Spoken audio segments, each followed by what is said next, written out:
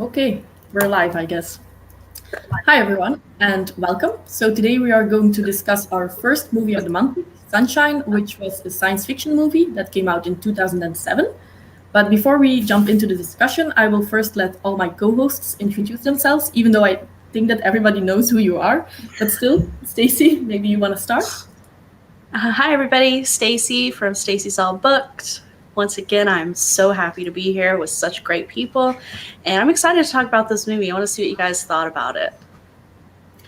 And I'm Steve from Steve Talks About Books and Stuff with the brains of the operation, my wife, Brandy.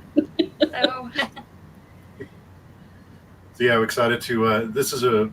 I'm so glad you guys wanted to do the movie of the month thing, and really looking forward to it. Yeah, it's gonna be fun. Yeah, same. Sometimes with books, it's difficult to jump into everything because it takes so much time. But with a movie, you can easily put it into your schedule. So I'm happy to be here as well. Yeah. But just to start, what were your general ideas of the movie? Go ahead, Um, Stacey. Kick us off. okay. The story was really good. I liked the story. I had some issues with the filming, and we'll get there when we talk about it. But it was interesting. I do know that this movie came out around the same time as another similar movie called Solaris. I don't know if you guys have seen that, but they're different. The storylines are different. They're just both, people being stuck on a spaceship and there being some kind of mystery going on. Similar kind of feeling. But otherwise, I liked it. I did actually appreciate the ending and how it ended. And yeah, my overall feelings were it was enjoyable. If it had been a book, I probably wouldn't have enjoyed it as much. But as a movie, as a 2-hour movie, it was good. are we spoiling? Like, can we talk about the end? Well, not yet. Just general Not yet. thoughts. Oh, okay. I liked it. I didn't know what to expect. Like, you hear Sunshine and maybe you think it's gonna be a love movie or something. No, I went in totally blind. I had no idea. And Captain America was in it. But I liked the premise of the story, like the son and needing to have the son. I don't know. So this is my kind of movie. I'm so glad Yolene picked this because this is right up my alley, and I love these types of movies that kind of all the different subjects. And I think there was a shift. I'm sure we'll get to it in the movie that it turned from science fiction to a little bit more like a horror type. But I have some thoughts on that too. So there's a lot in this movie. There's a lot to this movie that I want to talk about. But overall, I really enjoyed it. Yeah. I think I have similar feelings as all of you. I overall enjoyed it. I think I enjoyed the first part more, whereas it was more psychological than the second part. But still, I liked it. And I liked the general idea behind it and making you think about some issues. But I do think that it's also the movie where you don't have to go too deeply into the science part and just believe in the fiction part of it, and that's how it works, and that's it. Because if you start going into it too deeply, some things just don't add up. Yeah. But still, I always don't do that because then science fiction, it never adds up. So I'm fine with that, but I can see why certain people wouldn't like it because of that. But still, overall, I thought it was an enjoyable movie. But I haven't seen Solaris, so now that Stacey mentioned it, I might want to watch that one next. Yeah, I can't remember exactly what that one was about, but as soon as I started watching this one, I was like, this really reminds me of another movie. And I had to look up what other science fiction movies came out, and they both came out like the same year. So I will say you brought up a really good point, Yolene, about the science. That's the reason why this would not have made a good book for me, because it doesn't tell you anything about the science. And you could get away with that a lot with movies because you have a short period of time to talk about it. You've got more visual aids. But that was what was hard for me, because there were some obvious plot holes, some obvious things that just didn't make sense. And in a book, it would have been like, but you could accept those things more in a movie. So for me, that was one of the things that I had trouble with this movie, because I was like, that just, sometimes I was like, that doesn't make sense. But I still enjoyed it. I really did enjoy it. Yeah, I'm interested to hear about the plot holes, Ona. So I guess we will start talking spoilers now, unless anybody wants to say something general. I think I haven't seen. I know a lot of people compare it to Interstellar. But I kind of see but not too much. I think they're pretty different movies. But I love Interstellar too. But I think,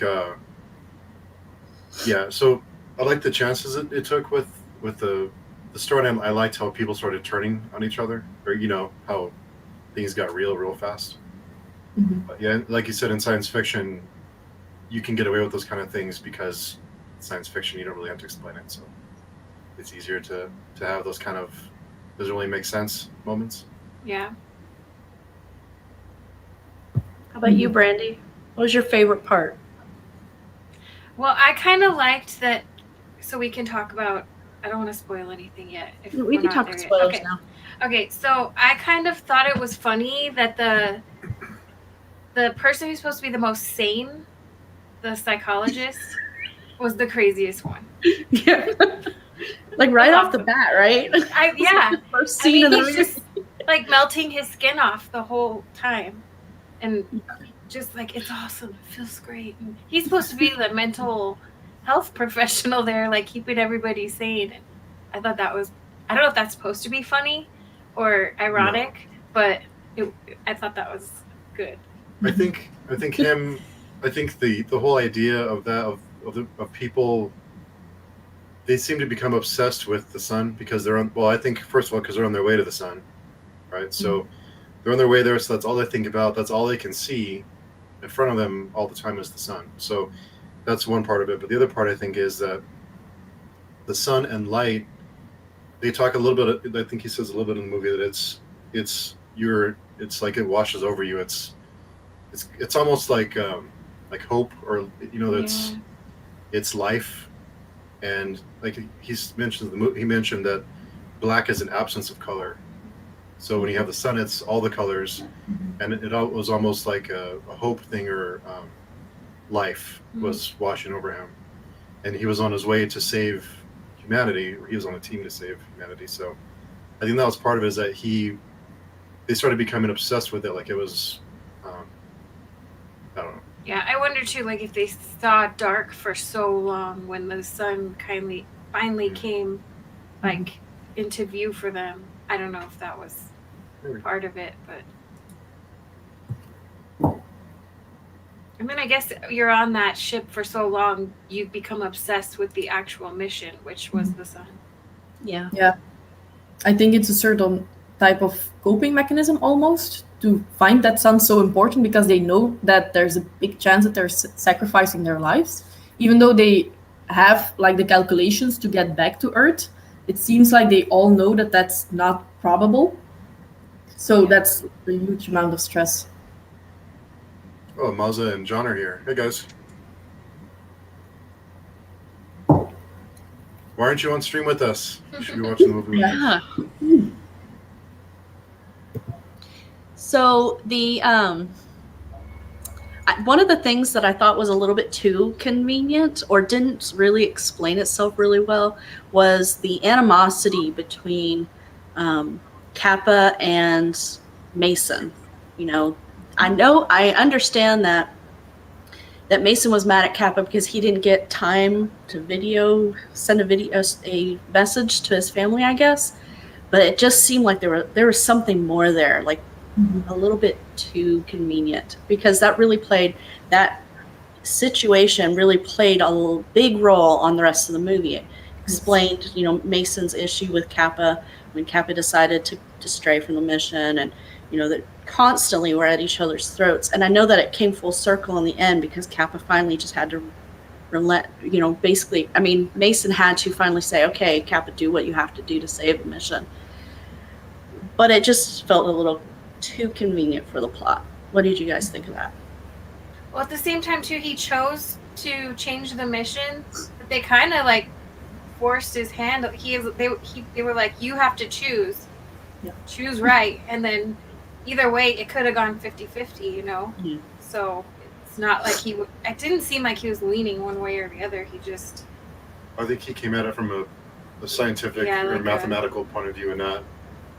Mason was more, the mission is the mission. We have to. This is our hope. We have to complete the mission. And I think Kappa saw it from a different perspective since he was a physicist of a place of numbers and probabilities, and so he had a whole different perspective on whether or not to deviate. And I think the animosity between them, I think, was probably not they focused on that, but I think they were all probably at each other's throats a little bit, and they didn't seem like they were really they got along too well. Because in the beginning, when I forget the other person's name that blamed himself for all the mistakes he forgot to adjust the shields.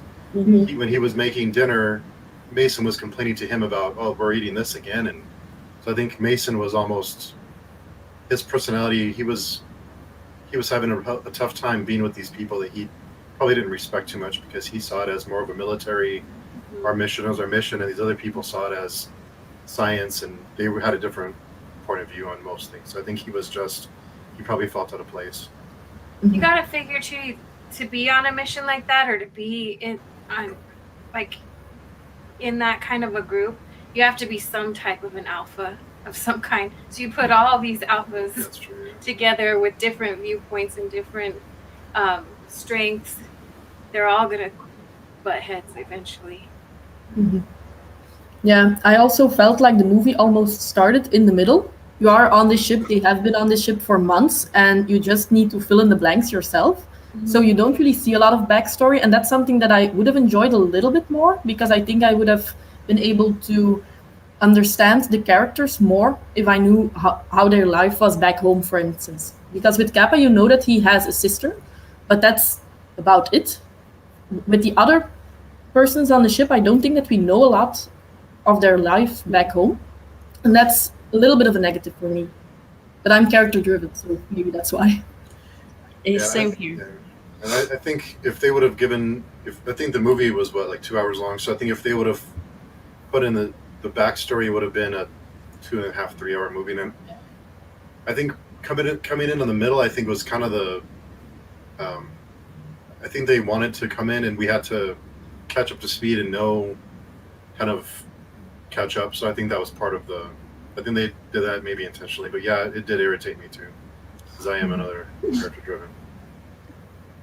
Yeah, if you did know a little bit more about Mason, for example, you might know why he's so passionate about the mission. You knew, if he's got a large family or wife and young kids or something that is driving him besides him, just being that way.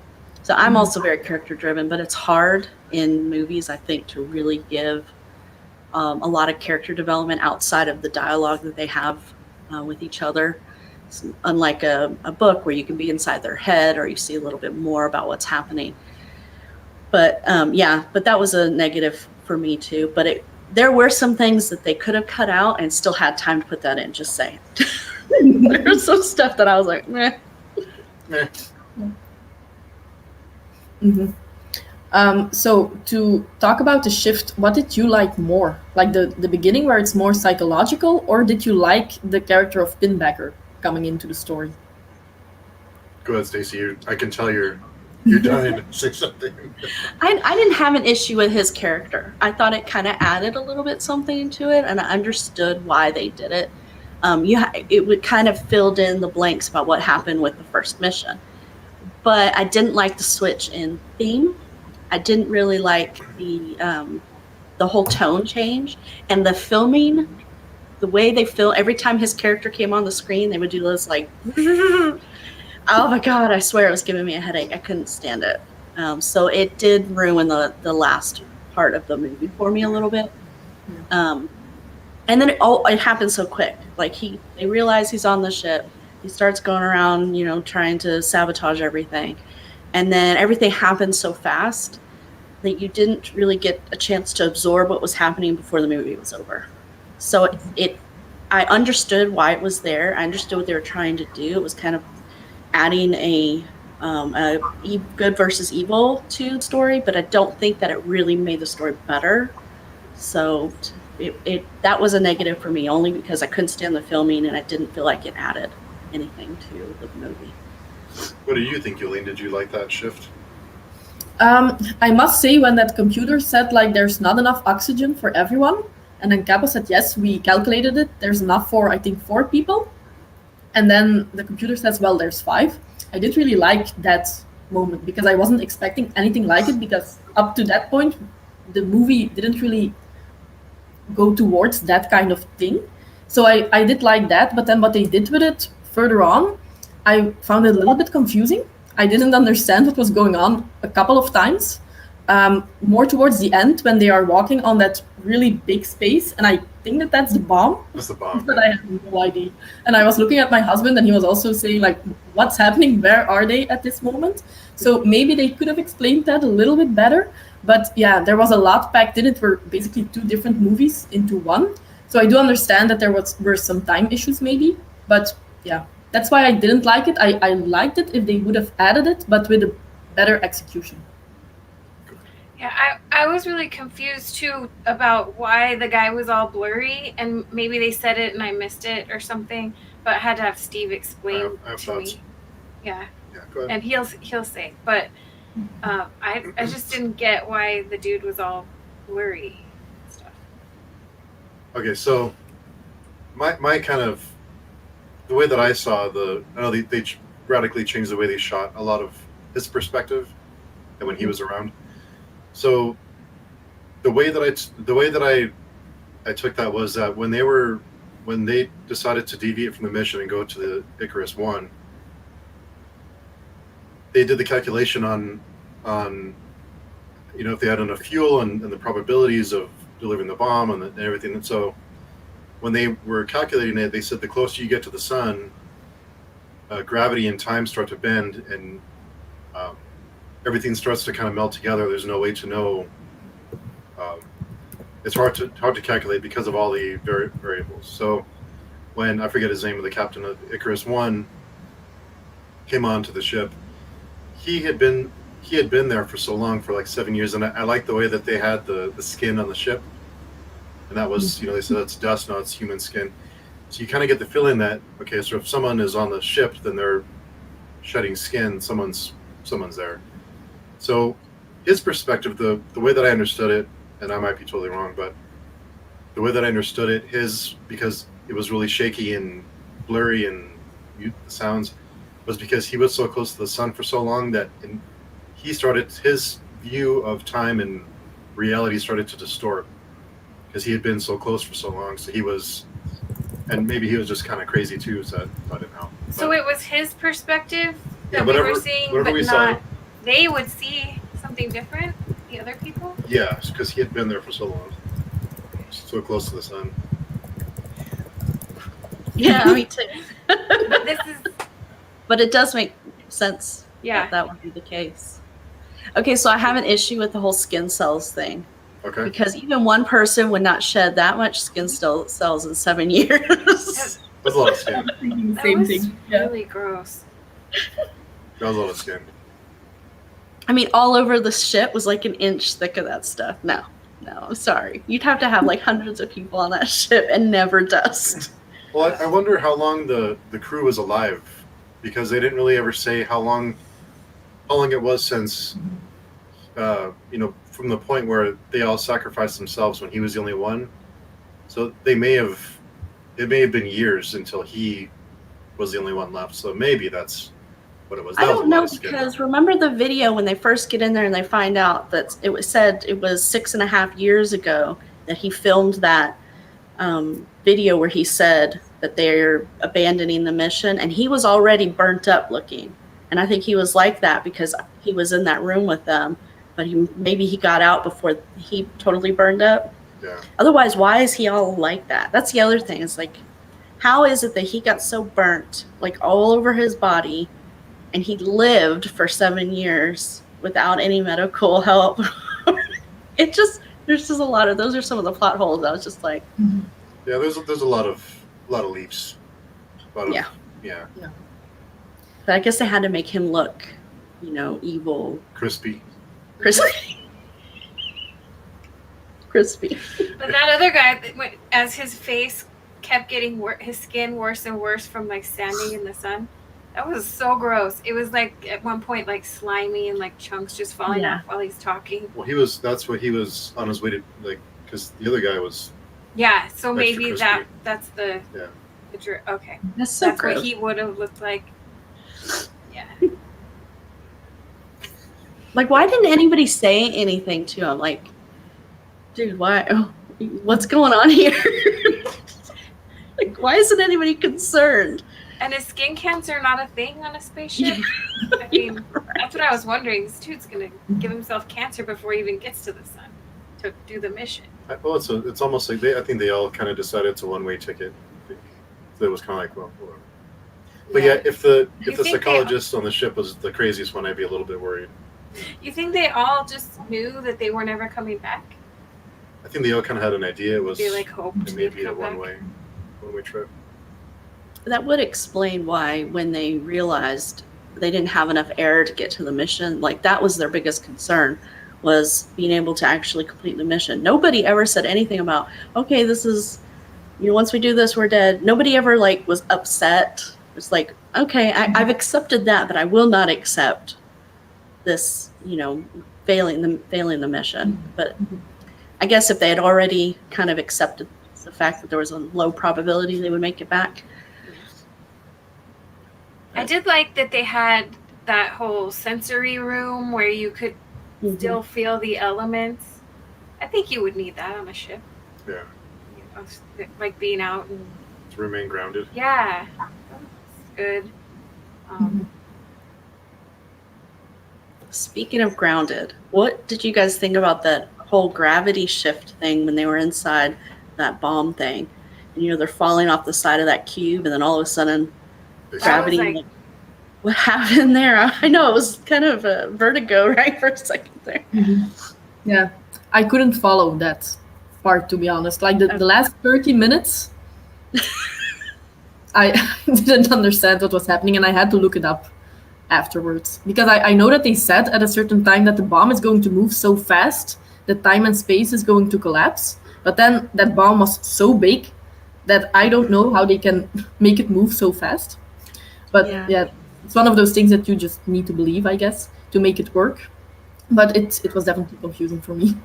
I think they tried to give us a view of the bomb before all of that with, I think, him and Kappa and I forget her name. They were around the bomb and they talked about how big it was as the size of Manhattan. And so I think, and like you said, Yolanda, I think they mentioned about how time and space bend.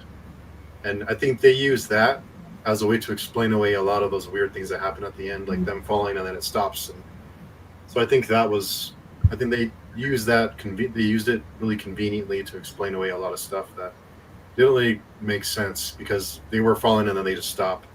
And he was far away and then he was there. So it was kind of strange. But well, I was confused, and I still kind of am, about the mission itself. Like, okay, first of all, the sun's not shining, I guess. no, it's shined the sun very much. So blowing it up They're reigniting the sun. with this bomb. Yeah. Okay. Supposedly. Supposedly. I was just like, okay, they got to blow something up in the sun, and it fixes the problem. I get so lost in these kind of movies. Where's Steve? I'm like, what is that?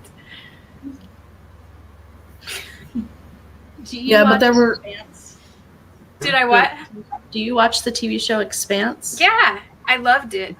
See, that's a good show that explains the science a little bit It's better. and it's believable. Like, oh, that could happen. That's what I need. Have you read the also book? have more No. room to explain that, right? Because it's a TV series and not a 2-hour movie. My daughter's reading the first book. She takes breaks from it and stuff, but I just have a hard time going to a book after I've watched the show. So I'm trying to we just finished it a couple months ago. So I'm trying to give myself some time and then maybe go back to the books to like kind of forget about the show a little bit and so that I could separate the two and maybe watch the show again. But it was good. Yeah, I was gonna ask all of you if you wanted to start reading that here in a few months, maybe like end of the year, or beginning of next year. Yeah. Yeah. Yeah. I'd like that. Read it? Really? I haven't read it, and I haven't watched the show because I want to read it before I start watching the show. The same with Dune, because the movie is coming out, I think, in October, and I want to read the book before that. even though it seems pretty dense, but I'm going to give it a try. I liked Dune. It was good. Okay. So if you were on the ship and they left it up to you to decide, do you go to the Icarus one, or do you deliver your payload? What would you, all of you, not just assuming you didn't know what the end would be, Yeah. would you go to the Icarus one, or would you continue on the mission? What was your reaction watching that when they decided? I would continue. I understood why Kappa said we need to go, because then we have 2 bombs and that's twice the number of chances that we have. But at the same time, I thought, okay, but it's also a lot of variables that come into the story that you haven't calculated beforehand. And also, if that first bomb fails, I'm guessing that you would all die, because then the bomb would ignite before that, or I don't think you would get a second chance anyway. So just stick to the plan. So in that case, I did understand Mason, I guess, and why he said just do it like we have rehearsed before. And because otherwise you have all those variables. So yeah, I wouldn't do that. I'm with Yolene. I say stay to the mission. You're somewhere no one, or one other place, or one other ship's been before but didn't make it. Stay to the mission. Something might have happened and they didn't stay to the mission. Just do what you're supposed to do. Don't mess with fate. Just stay with the Yeah, I agree as well. I understood why Kappa chose, because he said, you have a 45% probability of the first bomb working, then 2 is better than 1. But what I didn't understand is why didn't he take into account the probability that the ship, that the Icarus 1 was even going to be in a condition that they could fly it, because it obviously didn't make it to its mission. So there's a high probability there that there's a reason for that, right? And of course, it turned out the reason was not something that any of us had planned or thought about. But still, if you're going to take all of the probabilities into consideration, I'm surprised he didn't weigh that and say, okay, the benefits of us going to get that bomb are this, but what are the risks of going to get it? So I understood it because that's the way the movie wanted us to understand it. But I just, as a statistician myself, I was like, you're taking all of the probabilities into consideration. He's gonna say he would divert. I'm guessing. Yeah. Because so you gotta give us a reason. Because 2, like you mentioned, I think in the movie, is 2 is better than 1. They have 2 bombs instead of 1. So is it? But when humanity is at stake, it's like, well, that's a big jump. Mm-hmm. Yeah, it's a big decision. And I thought it was kind of strange that they left it up to one person to make that decision instead of everyone. That seems like something you'd want to vote on. Yeah. It's not a democracy. Yeah. I did turn to my son at one point because he's like, they've done a lot of mythology through their schoolwork. I said, isn't Icarus somewhere in Greek mythology? And he said something. He explained something about flying too close to the sun story. Mm-hmm. So I thought that was cool. Yeah, I thought that was neat too that they named it. But didn't that kind of, I mean, if you were going to name a ship that's purposeless.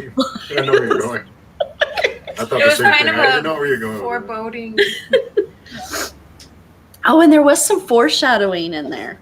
I only caught it because I think I had just happened to I paused it and then restarted it right before this.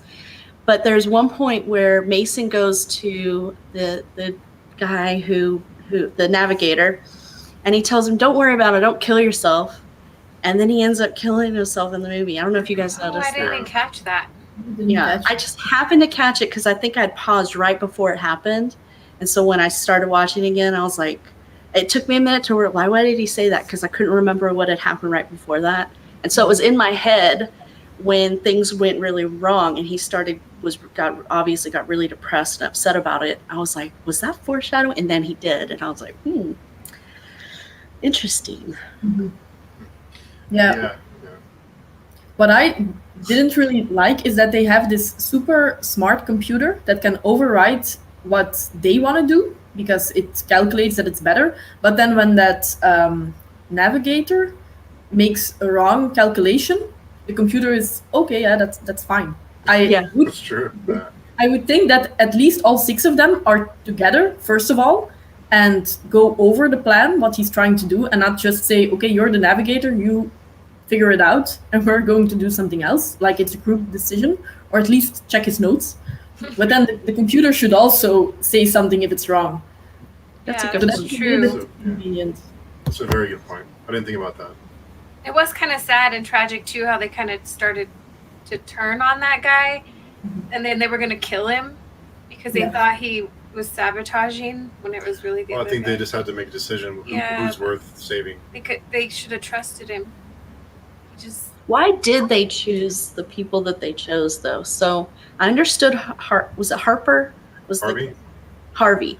I understood why they were like, all you are is a communications guy, but there were other people, and there's like, what are their purposes? So I understood the botanist chick. So her job was to take care of the garden, but once the garden was burned out, why they needed her?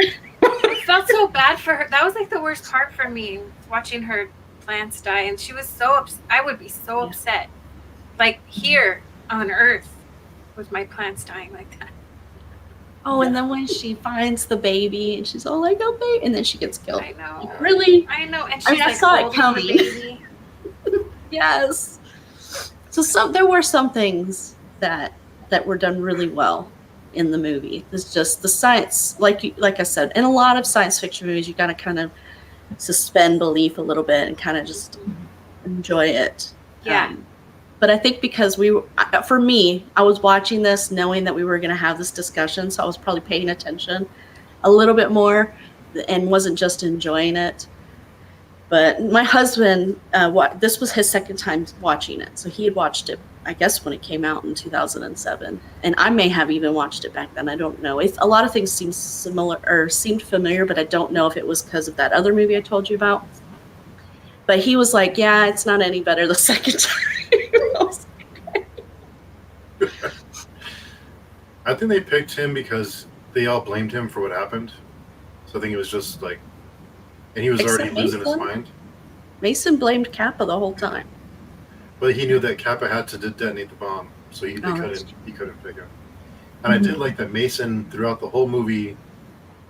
He never deviated from his plan, even when he was on the Icarus one, and they had to say, okay, who's going to get the suit?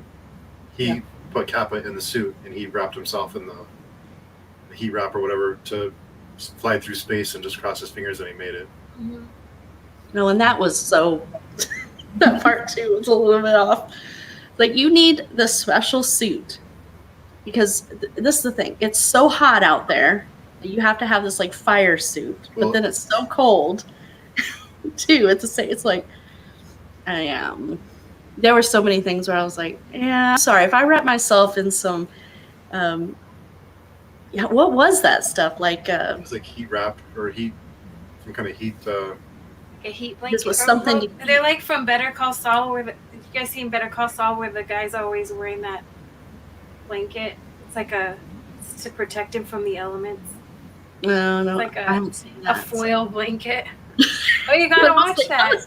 Negative 1,000 degrees, and that's gonna save you. Okay, I believe that. Well, he did have like frostbite. Yeah, it was a little. Suspend belief, you said. Yeah. It could happen. Excuse me. Yeah. But I did like that they had to make that decision, and also that you had that one person who was like really selfish, because when you're watching that you think like, oh, come on, man. But then at the same time, if I was that person, I was going to get in that suit. So it's kind of realistic as well. But yeah, I think that Mason is probably my favorite character because he was so putting the mission first, and he sticked with that, even if it was bad for him. So yeah, liked him most of all. Yeah, he definitely didn't. His character was very consistent throughout the movie, and that I liked that about him because some of the other characters weren't very well developed, and then Kappa, I didn't. I understood Kappa's character, but he seemed very, for a physicist, very. I don't know what the word is, but I just felt like he wasn't. His character wasn't very vocal about what's happening and what his role was in it. It's like, he always let everybody else make the decisions. So he knows he's the only one besides the computer who could do this. He should have been the one to say, I'm getting in the suit. He shouldn't have had Mason to have to argue that. Instead, he's sitting in the suit all meek, like don't make me get out. Yeah, I think they played to some stereotypes there too, because I think they assumed that someone like a physicist wouldn't be the alpha. I think Mason, the pilot, was the tough guy. He was the alpha, and he was telling everyone what to do. So I think they kind of played to those, and they just assumed he would be meek and like Nerdy. Yeah, he would be the weak one. That makes sense. I understand that, but then he would have avoided a physical altercation with Mason in the very beginning of the movie. There would have, unless there's something that we weren't, privy to, that caused them to, maybe Mason went after him first. All you saw was them fighting, right? But a person of that type of personality would have apologized right away, would have found a way to placate the aggressor in order to avoid confrontation. So that's why I was like, but like I said, I was watching this movie and analyzing everything because I knew we were going to talk about it. So I probably wouldn't have had issues with these things had I not known I needed to come here and discuss it. I thought the sets were pretty nice though too. I thought they did a good job with the ship and technology and everything. Yeah, I liked how everything looked, and also some of the visuals. I really liked it. You had like the big window and you could see space. I think it's especially for the time when it was shot. Well, it's not that long ago, but I mean for special effects, you can't really see that it's an older movie, in my opinion. So I really liked that. Yeah, they did a good job with that.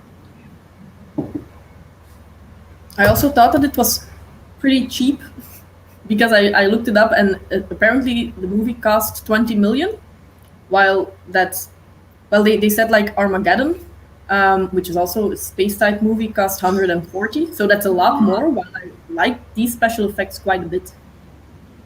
Wow. Yeah. And I think it helped too Armageddon had that. the Wasn't big, that great. actually, they had the big asteroid, right? Or the big. Yeah. I think it helped too that this movie was the people, the actors in it weren't like Bruce Willis and whoever else is in that movie. So that probably Was it helped too. Armageddon? Batfleck? Yeah. Yeah. And Affleck? Mhm. Yeah, they had to pay those guys. But the Captain America guy wasn't as big back in Right. 2007. I mean, it hadn't. I don't know. The budget. He could have probably done a lower budget film. I think that probably the person who plays Kappa is the most well known, but maybe that's also now because he plays in Peaky Blinders. But I don't know if he was very well known back then. But I was suspecting that I would like his acting performances most of all. But actually, I felt that he was pretty bland. He was okay, nothing was wrong with him, but I liked the other actors more. They brought more to the table, in my opinion. Yeah. So I had to confirm this, but the director who directed Sunshine also directed 28 Days Later. Oh. Yeah, Danny Boyle. So Okay. did you guys see some similarities in the filming for those two movies? Especially in the second or in the final act, I think you really saw. That's where that guy's from. Yeah. 28 Days. You said that, didn't you? When we were watching She it. doesn't listen to me. But he mumbled, so I was like, "Oh, okay." I didn't know what he was saying. Sometimes I'm just like, I just nod, and so I don't have to ask him what. That's where I couldn't figure out where that guy was from. Has he done anything since? Yeah, he's done a few. He's in Peaky Blinders, I think. Oh, I haven't seen that. I've never seen it either. But I know that Priest of Bones, the book, gets compared to it a lot. So that's why I learned about it. And he's been in a few other things that I can't think of offhand. Isn't he? My husband just said he was in Batman. He was Scarecrow in Batman. Scarecrow. Oh, is that what you were about to say, Yoli? Oh, yeah, that's what Ted said too. He was scared. What other performances did you like? I quite like Chris Evans, but I like how he plays most things. And then I don't know how to pronounce her name, but Rose Byrne, I think the lady who plays Cassie. She has Yeah. that performance that you know immediately who she is. I like that when you can recognize an actress right away. Yeah, she's very distinctive. I only know her from Bridesmaids, so it was kind of a. She's from Bridesmaids, right? Yeah. Yes. That movie. We should watch that one. But it was a way different role. Yes. It was funny when I saw her, I was like, what? Who is she? I know her from something. I had to look it up. I was like, oh, that's right, from Bridesmaid. Because her role is so different, I could not figure out where I knew her from. She was in. I think she was in Troy. I think Troy. I No. know her from other things. Yeah, she's in a few other movies. But Bridesmaids, I've watched like 100 times. So It would be so funny. Yeah, I think. Yeah. Oh yeah. So it's Syrian Murphy. Is that his name? Yeah, but I don't know how you pronounce the first name because I think it's Irish. I think so. Yeah. Has anyone seen Peers, or am I the only one? So- See what? Has anyone seen Peaky Blinders, Oh. or am I the only one? Oh, you've seen it, Julie? Yeah, I really like it. It's probably one of my favorite shows. Really? Oh, I have to watch it then. we're Let's looking watch for it. something to watch right now. Yeah. We gave up And I on think- Nosferatu. Yeah. Haven't seen He didn't make it 2 episodes. Oh, He's that bad. Can't watch this. Yeah, I just don't like the changes. I just. I don't know if I'm gonna fit. I made it through the first season. I don't know if I'm gonna watch the second season. I don't feel like that urge to get back on it really quickly, so I'm probably not. Unless I'm really bored and I really need something to watch. Then I might just watch Big Bang Theory again. It's Nosferatu. Is it based on the book by Joe Hill, or is it something completely different? No, it's very, based very on the book. loosely. Very loosely. I mean, Not they that make, loosely. yeah, it's not a huge difference. I don't know. Yeah, he doesn't. I don't know. I didn't get into it enough to see. There are things I didn't like. Like it just kind of picked up in the middle of the book for sure. Yeah. Mhm. So, So, what did you guys think of the end of Sunshine? Did you like the very last scene? Yeah. That was another weird one for me, but I did like it. Like I had to watch it twice because I was like, what happened? Why did this big fireball come at him and it just stopped? And then I was like, you know what, I'm just gonna watch it without analyzing it. So I watched it again to watch it, and I liked it. So it kind of reminded me going back to the beginning when the psychologist was talking about how, you know, it feels like taking a bath in light or a shower in light. And so I just was thinking that's what was happening. He was kind of being enveloped by the sun. And so I just enjoyed it. But otherwise I was like, yeah, that doesn't make sense. Unless there's some supernatural thing here that we don't know anything about. well, and the end where the sister, I'm guessing, and her children or child is there, and the sun comes out. That was cool. Yeah, it was cool, but like with I think it was Yolene that said if we had known we'd been a little more invested in that relationship, like maybe it was a call between them. They could call, or he'd get a message back from her, and we'd know more of his sister, you know, and be more invested in that whole thing. But I did like that because they replayed what he said in his message to her, and that was nice. What did you think, Yulene?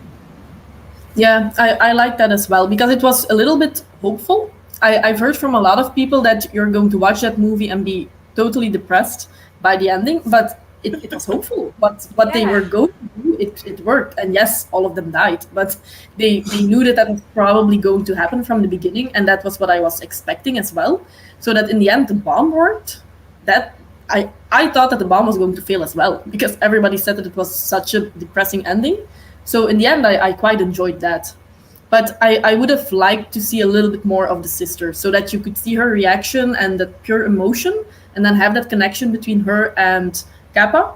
And you don't have that because you don't know her at all. But yeah, still liked it. I kind of took it as in two ways. I kind of thought it might be his reality and time and everything bending at the moment that the bomb goes off.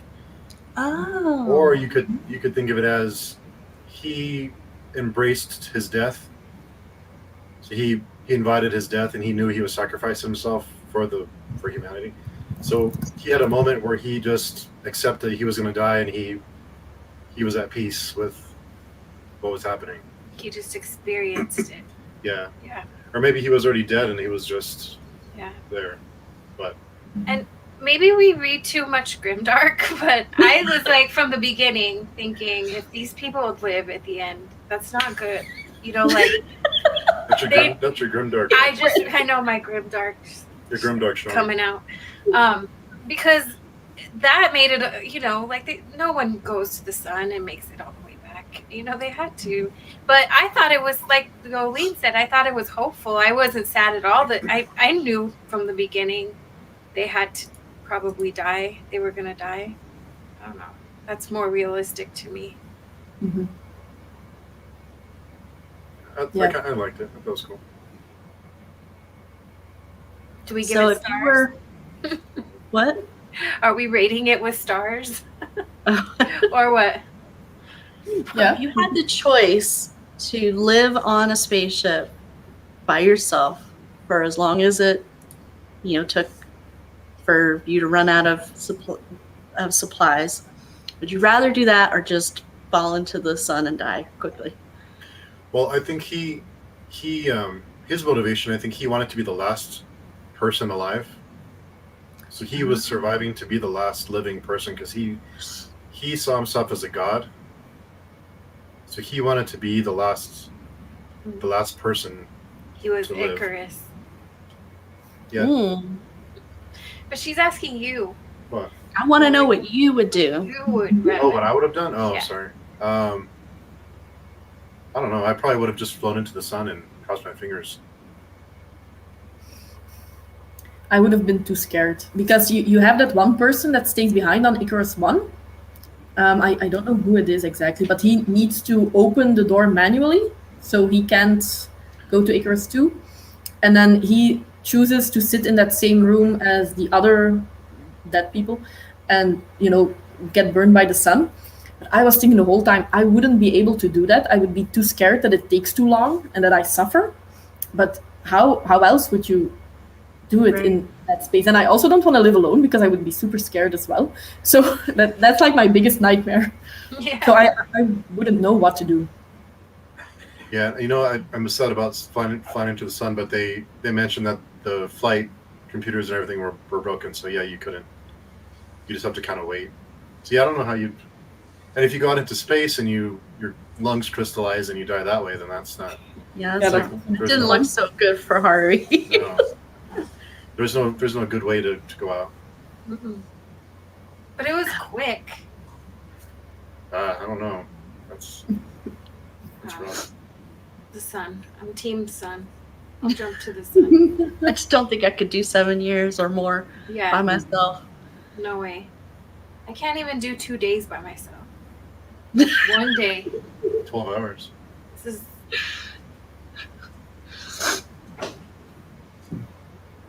Yeah. Overall, I liked it. I thought it was good. All right, well then let's do star ratings, Brandy, since you brought it up. I You was started. just kidding. I'm gonna give it 3 little baby plants. Oh, Survived. Oh. I'm stealing his Yeah, rating system. I'm only in a few hours of sleep. You can't do that to me now. It was good. I mean, I wouldn't watch it again, but it was good. Yeah, same.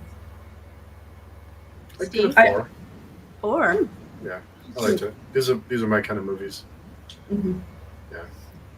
I'd also give it 3 probably because a lot of people said that it's like Interstellar, and that's probably one of my favorite movies. So my expectations were high. And yeah, it wasn't like Interstellar, especially the second part, but I think that's still a very good movie. Yeah, 3 How about stars. That's a good awesome. one. Good rating.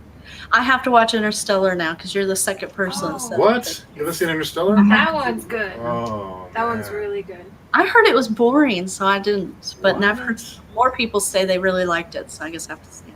My husband's doing thumbs down over here. To Interstellar? Yeah. Oh, I'm not into that, like hugely into that kind of stuff, and I really thought it was good. I've seen it twice. So Okay. that was good. Watch it. So what are we watching next month? Well, we're supposed to watch this new Angelina Jolie movie, but I think it's leaving HBO Max soon. So I was going to ask you guys if you wanted to pick a different movie. Plus, it's just like a, kind of action packed. There's not going to be a whole lot of things to discuss about it except, how skinny is she? I mean, come on, you can see her collarbones. What happened to her? Yeah, it's your month, right, Stacey? Mm-hmm. So you just let us know what you want to watch. All right, I'll pick something good. Okay. But this, what was cool about this is none of us had seen it. So with Dark and with Sherlock, there was somebody on the panel who had seen it. So they're sitting there going knowingly. But this one, we all just kind of watched it, and we're seeing it for the first time, so it's kind of neat. So I might have to pick something I haven't seen that we all have access to. Yeah, that's why I couldn't participate in the Dark until the end, because my mouth is way too big. I couldn't not spoil it. Or my face would be like doing the last though, because we could just tell everything and see how everybody. Now it was really neat to rewatch it because you already know how it's going to come together, and you see so many things that you didn't pick up the first time. So that was really cool. Have you watched that show, Yolene? Well, I don't know how many seasons are there in total. 3 total. I've watched 2 completely, and then the first episode of the 3rd one, and then I stopped. So I don't know if I need to continue. You need to continue. Okay. It was a little bit too convoluted for me when some things were added up, and my husband wasn't following at all, so he was like on his cell phone the whole time, and then I had to explain everything to him. Oh, that's hard one. I felt that way about the beginning of the 3rd season, but I'm glad I hung in till the end. So I might have to clears rewatch up. something. Okay. I'll give it another chance. And it's funny because when we were watching Dark, and before we knew you, Yulene, we were like, we called him Jonas all the time, and then when we learned how to pronounce your name, we're like, that's why he's Jonas. Yeah, they kept calling him Jonas. Jonas. Like, oh, okay, it makes sense. So now we're like, oh, okay, that's why he's Jonas. So it was like, the light went off. We know how to say our G's right now. So now we got it. We got it done. I still struggle with saying Jonas because the English dubbed calls him Jonas. Oh, you can't watch the That dub. was the first time I watched it, was dubbed in English. And so when you guys kept saying Jonas, I was like, am I missing something? So you're all watching it dubbed, or you're watching it with subtitles, Steve and Brandy? Oh no, we subtitled it. Yeah, we never watched the dubbed version because I think I read somewhere or a review somewhere before, like, don't watch that version, and so we just watched the. Mm-hmm. And it didn't bother me at all. I mean, it really added to. I feel like it added to it. I don't know. I don't know what the dubbed version is like though. Do you understand German, Yolene? I couldn't remember if that was one of your many languages. No. It's an official language of Belgium, but if somebody speaks it very slowly, I might understand what he's trying to say, but I can't speak it myself. But I'm terrible at languages, to be honest. I can speak Dutch and English, and that's it. That's a lot. That's a lot of Yeah. languages. It's 50% more than, or 100% more than I speak. Yeah. That's funny. Oh, I didn't know that. So Maza is going to stream the movie Christine. Oh, really? I haven't seen that one, so Neither. I haven't read it either, seen it or read it. So I only know kind of like Cujo. So I've not read Cujo or seen the movie. I just know it's about a dog that tries to kill people. So I've been trying to make my way through Stephen King. I've read all of his more recent releases, but I'm trying to make my way through his older backlist. And so Christine and all those are on my list, but I haven't gotten to them yet. I've never finished a Stephen King book. Same, Sad. yeah. It's there are some gems in there, but they're different for everybody. So I couldn't just tell you, oh, go read this, you'll love it, because his books are very unique, and there's some people that they're just really hard to really say what you're gonna like. I really like his more recent stuff. His backlist is a little bit hit or miss with me, but he really does a good job with characters, and I think that's the reason why I keep reading him. Is sometimes the horror isn't so scary, but you are so connected with the characters that when bad things happen to them, that is what's scary about it. And his villains, oh my goodness. So his human villains, they are so much more scary than his supernatural ones. So that's why I like him. And I think they're like horror light, so I could read them and not be like totally freaked out. Yeah, I want to when my TBR slows down, I want to join Maz's book club and get a Stephen King book. Same. I want to try some of his works. Yeah. I think Christine's a short book, right, Maza? Maybe I could squeeze it into my readathon. You guys are We crazy. gotta find a prompt for it. I'm having fun. I like the readathon. It's fun. I had to ask my daughter. These gigantic books in like 2 days. How are you doing that? Okay, well, She has it, yeah. it took me like 3 days to read Kings of Heaven. Yeah. But there's a reason though. That you had reading time. Huh? Because of Ted. Oh yeah, I have a lot of time because my son is in school and we live way across town from where his school is.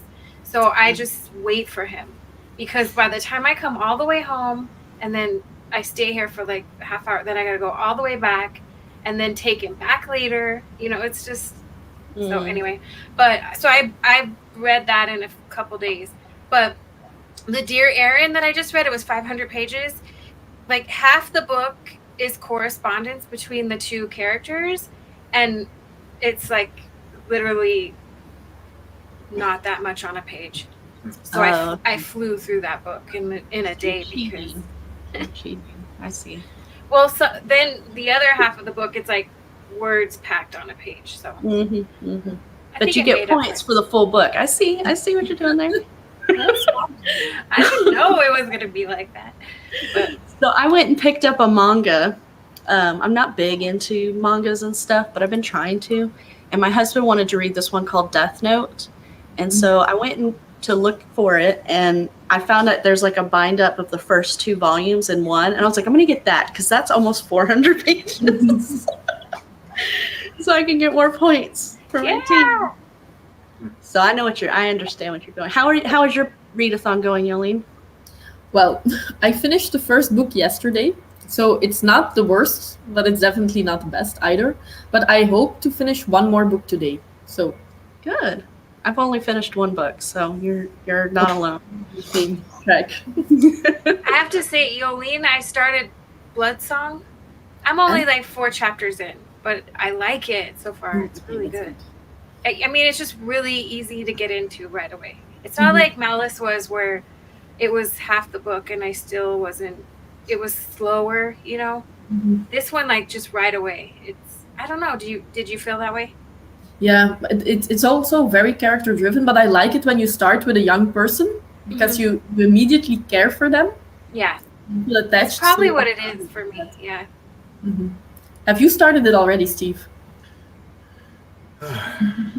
No, I have to read. He's reading Fowler. I have to read Cold Comforts first. It's a small book, and then I'm reading Valor, and then Poppy War, the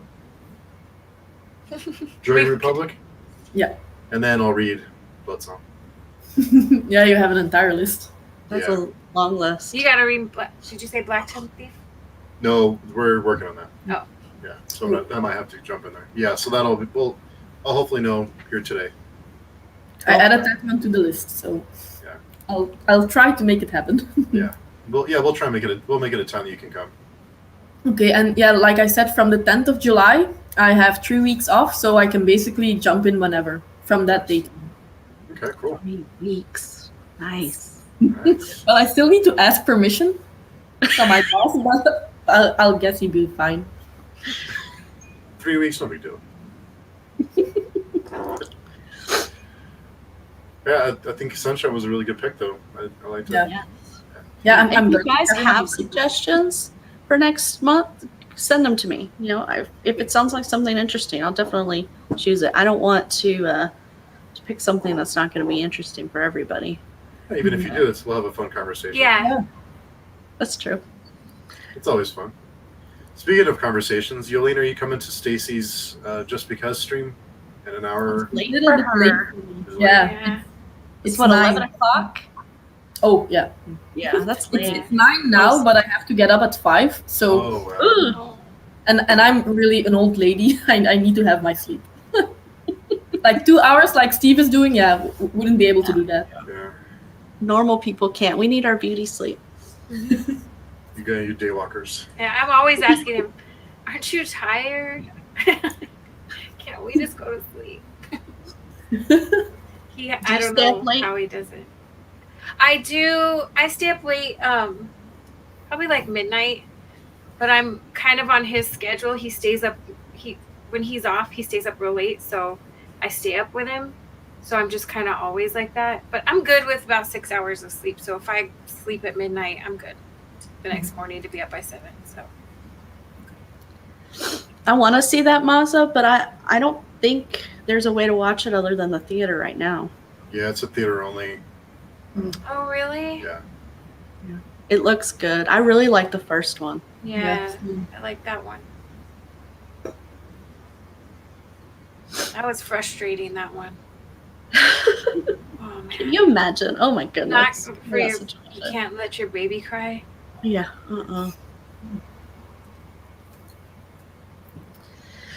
All right, y'all. Cool. Oh, he says the second one's better. Yeah. Yeah, watch it. That's Yeah. promising. I think it was a great pick, Yolene. I'm Yeah. glad you picked this one. Yeah. Yeah, and I'm looking forward to our next meetup because I really like this. The movies, That's Yeah. fun. Stacey, we're all waiting on you. You got to tell us what No to watch. pressure. Yeah, no Pick a pressure. good one. I'll pick a good one. Fingers crossed. So thanks everyone for joining. Thanks, I had a everybody. good time. Hope more of you decide to join us next Yeah. month for whatever Yes, travel movie everybody. Stacey picks. If you've seen the movie, just I'm Pick a just romance. kidding. Just kidding. Ooh, I'll watch rom-com. it. I'll watch it. Whatever you pick, I'll watch. We'll have a good conversation, if anything, you know. Yeah. 9 times out of 10, he might not like it. Any movie we watch. So he's critical. He'll bring a good conversation. I'll pick on him.